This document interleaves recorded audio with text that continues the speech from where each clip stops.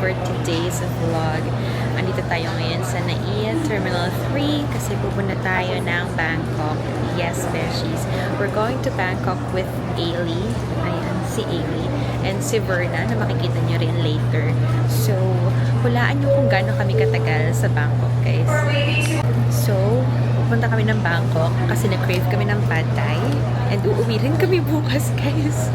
Babalik din kami ng Pinas bukas. So, literally, walang laman yung isang luggage namin. We have a check-in baggage kasi of course, we're going to buy some pasalubong. Pero, walang laman ang ating bagahe dahil wala naman talaga tayong ilalaman dahil weekend lang talaga. As in, isang gabi lang kami magsistay and then uuwi rin the following day. But, magiging full-packed ang ating travel because of course ako yung nagplano. So, aside from Bangkok, we're also going to Pattaya tomorrow for the whole day. And then after that, diretso na kami ng airport kasi uuwi na kami pabalik ng Pilipinas. Diba? Every year kasi nagpaplano kami ng mag-Airbnb and then exchange gifts. But this time, we did something different. Wherein nagbunutan kami kung saan kami hindi pupunta and kung ano yung last na mabunot namin, doon kami pupunta. Actually, ako ang naglagay ng Bangkok, but yun yung nabunot. So, unexpected na yung sinulat ko yung nabunot. And ayan, beshi, si Verna! Anyway, so yun nga. Ako lang ang naglagay ng international travel dun sa bunutan namin. So, ang ginawa ko namin kasi, naglagay kami ng 3 places that we want to visit. And then, yun nga, kung ano yung last na matitirang place, yun yung pupuntahan namin. Bangkok yung natira. So, akala ko nga hindi kami matutuloy. Pero, parang after few days, nag-book lang kami ng ticket like 2 weeks before our flight. And then, yun, uwi rin kami bukas. Kaya yung dala naming damit isa lang. Because, isa lang. First time ko mag-travel ng uuwi rin the following days, yung pantulog lang. And then yung Pattaya bukas. So, I'm so excited because I've never been to Pattaya yet. But, this is my third time in Bangkok. So, I'm excited because marami ako pabiling pasabay sa barangay namin. Nag-post kasi ako ng mga inhaler pero hindi ko alam, hindi pa sila paid. So, inhaler lang naman siya. Nagbenta lang ako for fun lang but wala naman talaga ako actually kinita dun kasi plan ko rin bumili ng mga inhaler for my family. Yung mga uso ng mga inhaler dun sa Bangkok. Anyway, I'm so excited. Are you excited? Totoo. Yung mga first Bangkok mga Thai. Sawadee ka. Yes, ito ko talaga yung tour guide nila as in. Di ba, ano masasabi niyo sa agency ko? Very smooth transaction. Yes. Highly recommended. Yes, highly recommended. Ang mga friends ko na lang. Ang ginawa ay mag-transfer lang and then we're good. Anyway, boarding na tayo, guys. See you guys in a bit. We made it here on the plane. And si Verna. Parang kailan lang naglulubari lang kami. Oh. Take caution in securing your carry-on luggage when opening the gates. To prevent items from falling off. Pinakikisapan po lamang namin ang Grabe, alam nyo ba, I think nabanggit ko na to sa China vlog, but Panuva-Nuvali lang kami before, but ngayon, pinapapunta na kami in Bangkok. This will be our second country, guys.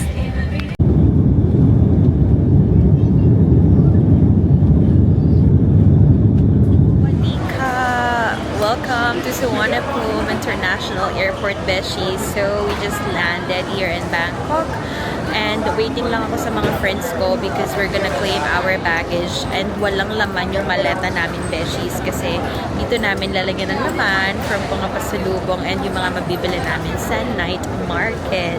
So, day 1 and tomorrow is last day. Day 1 and day 2 lang yung meron sa vlog natin today because again, we're only staying here for 2 days. So, we'll make the most out of it. So, samahan nyo kami sa itinerary namin ngayong day 1. So, wait lang natin kasi yung mga friends natin. Lahat to, guys, planned na yung mga internet and yung mga bus, nabayaran na namin ahead of time, so wala na kaming problemahin. Wait lang natin yung mga friends natin and we're gonna claim our baggage. If ang gusto nyong i-try, pagdating dito sa Suvarnabhumi International Airport ay ang 7-Eleven. Katapat lang siya ng airport na rail, yung tren.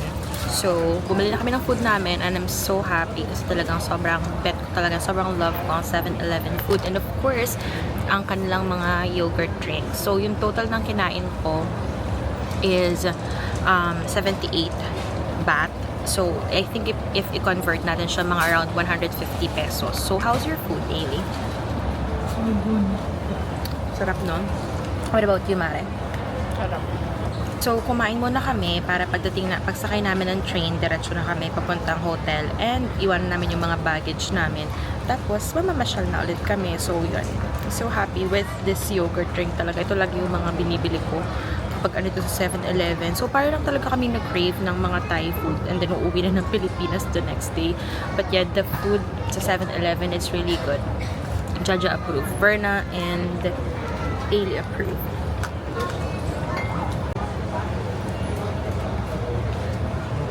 Sarap. Diba?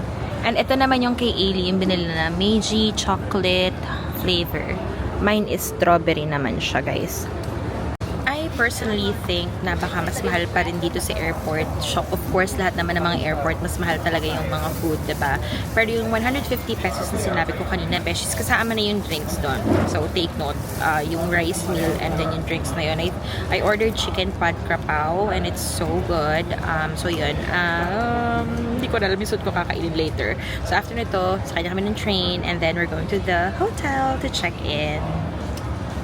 Fun fact, sa aming magkakaibigan, si Ailey ang napakahilig sa tinapay. So, anytime may makita yung bakery talaga, kahit nung nag-China kami, kung napanood yung dati naming vlog, hindi tayo nakabili ng tinapay na, no? Sayang. Kasi hindi namin alam kung paano siya bilihin kasi tinitimbang yung pagkain, di ba? No, hindi siya per piece. Hindi namin naintindihan kung paano bilihin. So, hindi na kami nakabili. But yan, ang binili mo ay chocolate chip bread. para siyang gardenia, no? Sige, husgahan natin. Kainin mo na, sis. Lambot. Lambot. Sarap.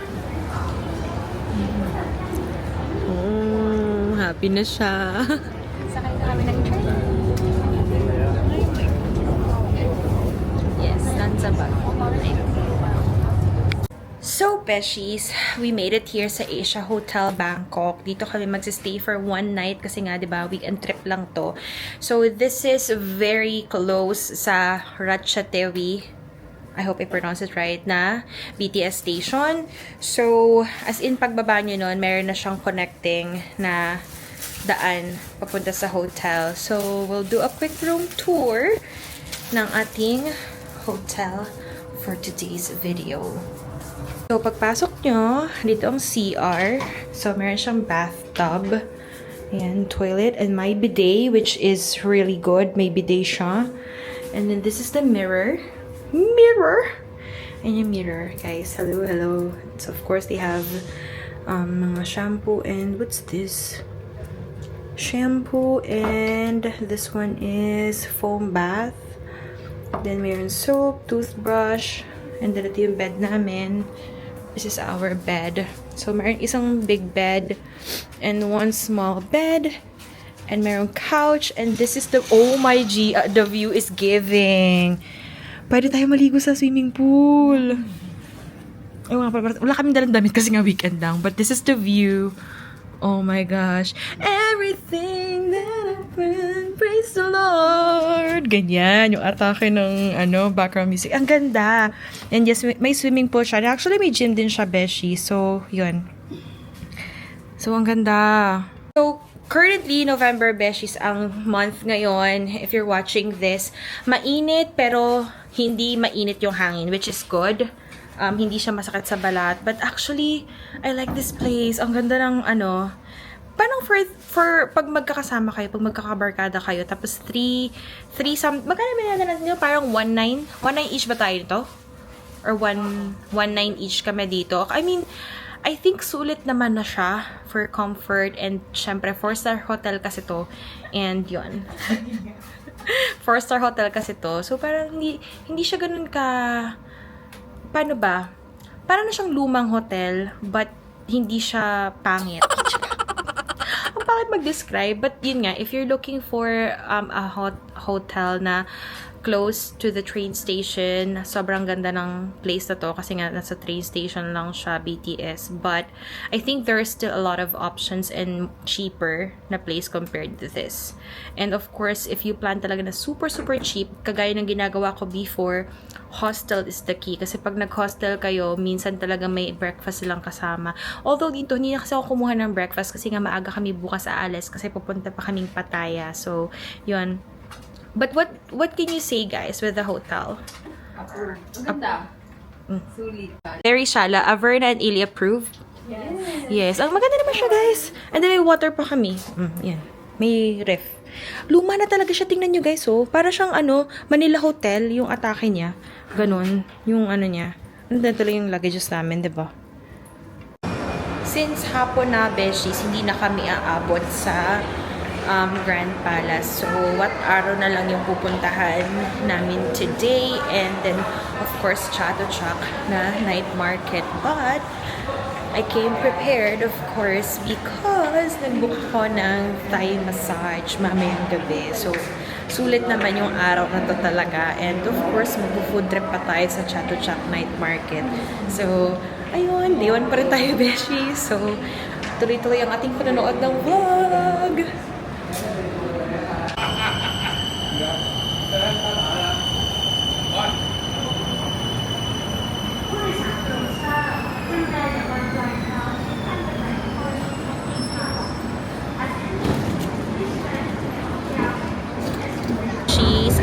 Nag-public transportation lang kami. Ganito rin yung ginawa ko nung unang beses akong pumunta ng Bangkok para ma-experience din ni Verna and Ailey. So, mag-Chao Phraya River kami, papunta sa Wat Arun, and ang ticket namin is 40 baht. Tapos, dito na rin daw yung isang way papuntang Asiatic and Beshies. According to TikTok, not sure if, because I've never been there before, but sabi nila, dun mas mura bumili ng mga pasalubong, souvenir, inhaler, mga ganon, yung mga uso dito. So, pupuntahan na rin namin since isang way na lang din siya. So, from Wat Arun, sasakay ulit kami ng river, sasakay ulit kami ng boat, papuntang Asiatic. Yun yung pinaka-last stop. So, yun, 40 baht for the pamasahe. And I think even nga yung mga locals, ito na rin sinasakyan. Kasi syempre pag traffic or kaya, mas mahal siya sa Grab. Kasi parang nagtingin ako ng Grab, parang around 350 something baht. So, at least to, may experience nila yun. Yun, diba? Tapos nag-train na lang kami. Actually, hindi naman sobrang hirap ng biyahe. Pabalik, easy peasy na yan siya. So, yun. We have this ticket. Merong isang self-service. Yung self-service kasi kailangan mong mag-card. So, ang pinili namin yung may tourist. Same lang naman siya na price. Akala ko may changes but it's same price. Tapos, if want nyo na unlimited na sakay sa Chao Phraya River, 150 baht yun. So, back and forth na siya. And then, kapag pupunta kayo ng Grand Palace, ng Wat Pho, tapos yun, marami pang mga tourist spots dito, yung Chao Phraya River. That's the best transportation para at least ma-experience siya na local na transportation and at the same time, you know, mapuntahan nyo na lahat, diba? In just one day.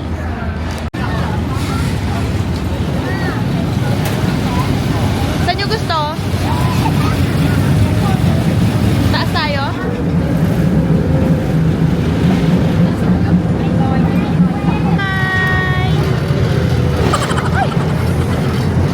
Parang pinapakabalit ko.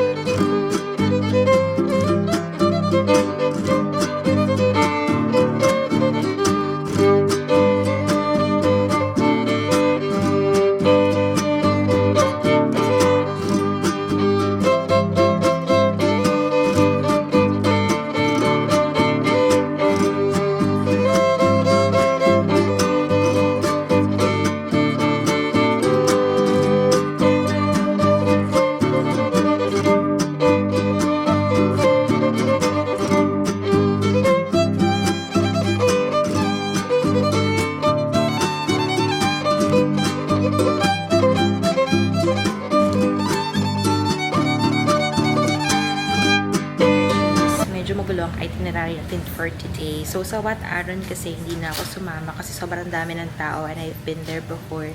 So, naghintay lang ako kila Ailey and then sumakay kami ng Chao Phraya River. So, very chill yon and we really enjoyed the view. And now, we're here at one more Thai massage para mag 1 hour ng massage beshi. So, nakapagpamassage na ako sa kanila before sa Silom na branch and now we're here sa Krompong branch kasi under renovation yung dati nilang branch and I'm so excited to have this massage beshies.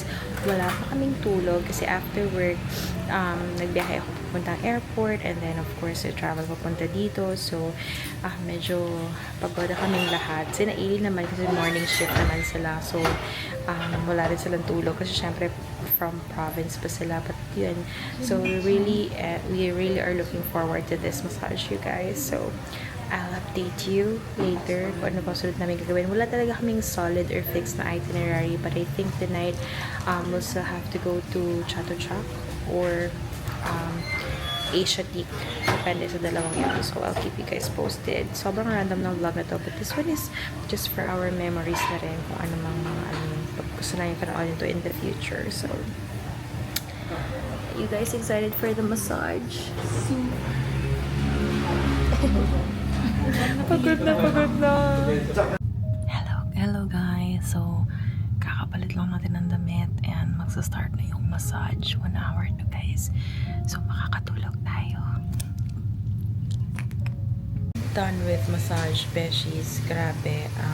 Aking tunog ng buto. So, it was really good. 1 hour talaga sakto yung massage. Kami ulit beshi sa may river cruise kasi naghihintay kami ng free na boat ride papuntang Asiatique. So may mga locals din na naghihintay dito kaya alam namin na naghihintay din sila.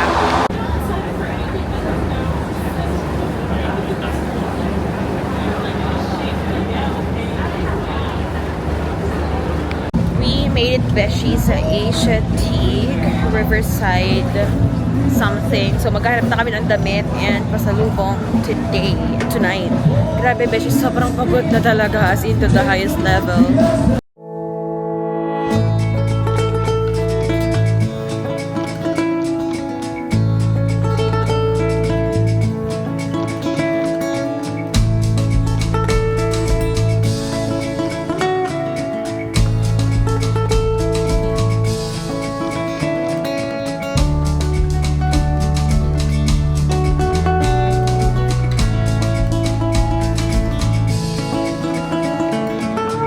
So, bumili lang ako ng mga pasabay ng barangay namin and yon. So, yan. Dito kami bumili sa B Pharmacy. So, sana ito yung cheapest kasi hindi na kami nag-ikot. So, beses nagmimili kami ng mga damit. Dito, yung mga pants. Yung mga elephant na pants. Pakita mo nga, Maring Verns. Yan. Yan is for 150. Ayan. So, bibigyan kami ni ate ng discount to 1... How much? 150, okay? 4. Okay? How much? Only 5. Bibigyan niya ng 500 yung Discount 1. apat.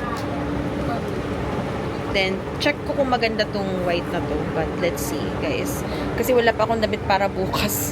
This two, no? Sawadika. So, for all of you who wants to visit Asiatique store, look for Auntie. Very, very kind. Say, hey, Auntie. Very, very kind. Her store is... What's the number of your store, Auntie? 3. Number 3. Very kind Auntie. She's very kind, very sweet. Gives discount, but you have to buy more. More buy. I love Philippines, no? I love Philippines. Philippines is good. Yeah. Kapkod ka, Auntie. Oh, atake. Pwede na ako maging lokal to. What do you think of this dress, guys, for tomorrow's outfit? Pakita ko sa inyo yung buong ano. Mahaba siya, long dress. Ang ganda niya. Binigyan ako ni Auntie ng discount. Ayan. Kasi para may eksena bukas. Anong totoo? Maganda ba? Yung totoo, Ailey. Maganda siya. Kasi I'm bringing sexy back. Ayan o. Ito. The pants are also nice. Auntie said. Right, Auntie? Auntie's very kind. Diba? Ang kumare kong nakapamili na. Yes.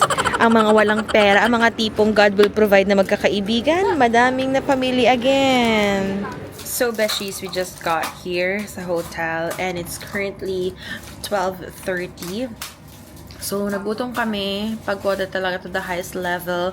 Nakabili kami ng ilan na pasalubong but tomorrow we'll go to Chatuchak. Hindi talaga kaya ng oras today na mag-Chatuchak kasi nag-Asiatic kami. Parang 9-10 p.m. na kami dumating doon. But anyway, we had a really great massage. And for dinner, we just ordered via Grab food ng McDo. So, we're having fries and then nuggets and then burger. Yeah. How was your day today? Tiring but Tuloy niyo yan. achieve. Yes, happy. Kasi 'di ba, parang pinag-maximum ginamit naman lahat yung dapat napuntahan at gawin in just one day. Ito pwedeng basura. Oh, yun. Madami ako nabiling pasabay, guys. Kasi nga, na-mention ko kasi na nag-post ako dun sa pasabay buy and sell namin sa barangay namin.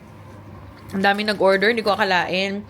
So, maraming mga nagpabili nito. Actually, sa totoo lang buhay ha, halos wala naman talaga akong kikitain dito. Natripan ko lang talaga na magpasabay. Kasi nga, bakit ba ako wala lang. Parang wala lang. Baka may interested, alam mo yun. Kasi hindi naman lagi nakakabili nito online. Or kung makabili man, medyo pricey. Plus pa yung shipping fee.